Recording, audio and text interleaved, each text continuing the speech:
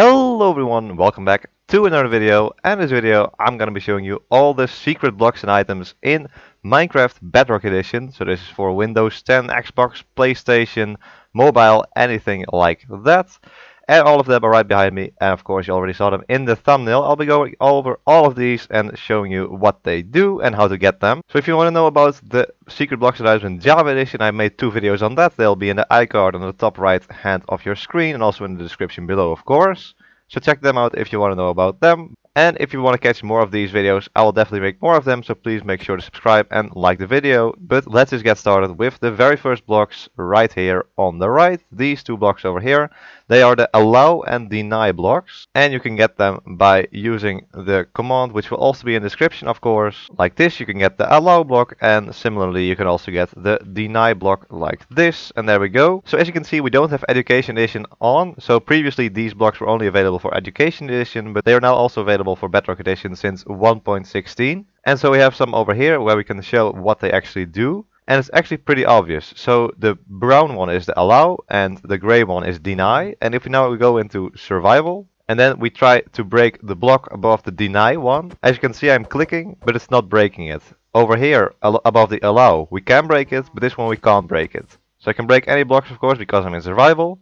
I can't break the block above the deny one, and I can break the block over here. You can still break blocks around the deny block, that's fine, but just not the one on top of it. This also works for placing, so I can place a block on top of the allow block, but not on top of the deny block. So let's try placing a block on top of the allow. Here we go, place, that works, but on top of here we can't place any blocks. If we go one higher, we can still not place any blocks, so anywhere above we can't place or break any blocks. And if we go into adventure mode, it works differently. Because in adventure mode you normally can't break any blocks, but now you can break the blocks above the allow block, as you can see.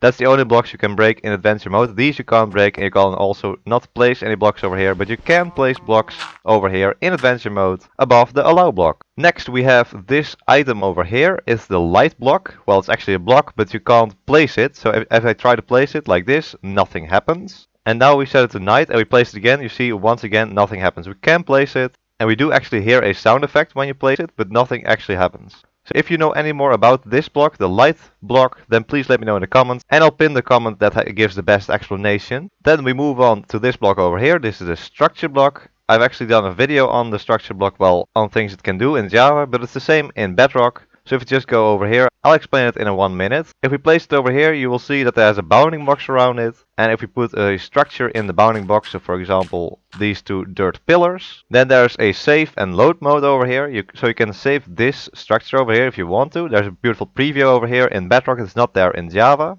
So you give the structure a name, like pillars, for example. And here you can change the size of it, so you can make it bigger if you want to in each direction. And you can also make it to detect. And you can also say if you want to include entities in here and if you want to remove the blocks that are already there. And you can remove and show the bounding box as well. Then you can save it like this, structure saved. And then if we get another structure block somewhere over here, like this, enter it, go to load mode and enter pillars, like this. Load it, and as you can see there's a pillar over here. I don't know why the other pillar is not here, but oh, there we go, it is here. It just didn't load on the previous screen, but there we go. There are the both pillars. We copied them over, and you can also do this between worlds if you want to. So you can copy your builds from one world to another. And so here you can also include the entities, as I said before. So let's try that out as well. So here we go, we got a whole lot of entities. There's also some mobs trying to get in. So we have a minecart over here, we have a thrown item, we have an item frame and a villager as well. So let's save this again. Here we go. You will see that the spider is also there. And now let's go over here and load it. Here we go. Let's load like this. And as you can see, they will all come over. Even the spider that was over there has come over here. The item is here, the minecart is here, the item frame is here, and also the villager is here. So all the entities will come over as well. If you want to know more about the structure blocks, you can also click over here on the question mark. And then you get a lot of information on it. Like a lot of information. As you can see, there's just, well, pages and pages of information on the structure block. And then let's also go over this block over here, the structure void. So it's also available in Java, but it looks a bit different in Java. And you can actually also see it in Bedrock if you switch to the structure void in your hand over here. And it also, of course, has to do with the structure void as it has the same name. So if you place some structure voids over here in this corner like that, and then we put well, a beautiful pillar over here like this. Normally, without the structure void, well, we can show that as well. Put another pillar over here with grass like that. And now let's save this one again. So let's remember that there's a pillar of structure voids over there. Let's go over here, let's save it, and then load it over here again. Load. As you can see, this pillar disappeared where there were no structure voids, but where there were structure voids in the original structure, you can see that it actually, well, kept this pillar over here that was already here. Then we go to the border block. This was also only available in Education Edition before 1.16, but is now available in Bedrock Edition as well. Once again, all the commands for these blocks are in the description of the video, so check them out if you want to. And this block will prevent users from going underneath or above them. Of course, it doesn't work in creative mode, as you can see. We can just fly over. But if we go to survival mode and then try to go over here, you will see that you can't go over here. I'm trying to jump over, but nothing happens. You can also not go underneath it. There we go, we're getting blocked by the border block. And of course, this also works in adventure mode.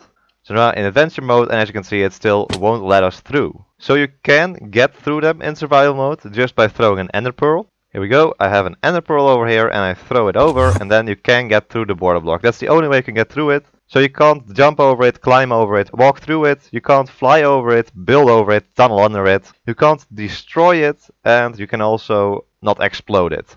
Then we have the barrier block, which does something similar to the border block. So the barrier block is an invisible block in Minecraft, which you can't break. And you can see it right now in the world, but if I don't have the barrier block in my hand, you can see it actually disappears. You can only see the hitbox around it. You can't go through it, and also not in creative mode. And it's most often used to get some invisible barriers around your maps. Then we have the Jigsaw block over here.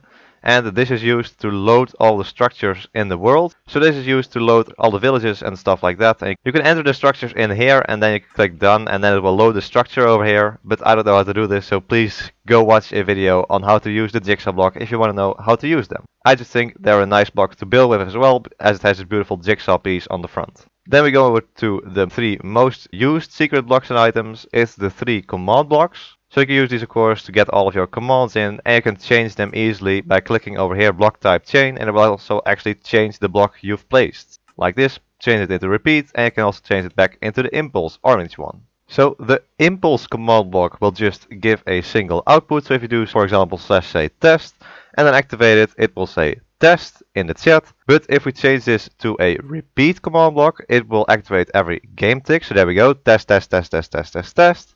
And if we get some chain command blocks in.